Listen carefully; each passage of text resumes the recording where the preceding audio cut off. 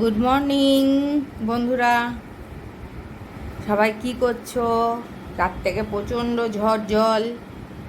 হ্যাঁ, গরমটা কমেছে আমাদের এদিকে, অল্প স্বল্পই হচ্ছে। আরও মানুষের, যেখানে অনেক হয়েছে মানুষের কষ্ট, যে মানুষকে ঠান্ডা করলো ঠিকই, কিন্তু এত ক্ষতি করে ঠান্ডা করাটা উচিত ছিল না।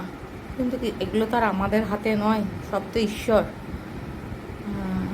আমার এমনি কাজ হয়ে গেছে।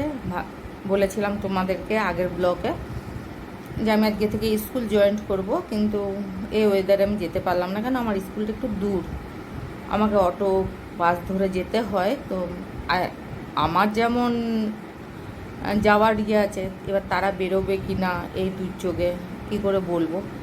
আমি ফোন করে দিয়েছিলাম কিন্তু ফোন ধরেনি।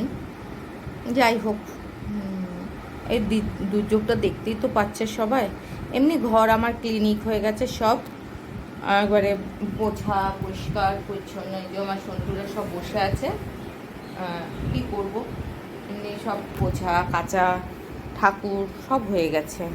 রান্না বাকি আছে, তো রান্না তো এখন আমি করছি না, আমার যা করছে। একটু দেখি, আজকে আমাদের এখানে হাট, যদি একটু বৃষ্টিটা কমে কিছুই আনবো। তোমরা সবাই কেমন আছো জানিও, সবার কেমন কি দুর্যোগে কি কেমন কাটলো জানিও, কার কি জায়গায়। এখন অবশ্য কারোর ব্লগ করার মতন মস্তিষ্ক থাকে না এই দুর্যোগে, তাও জানাচ্ছি। আমি বলছি যে কে কেমন থাকো জানিও, ঠিক আছে?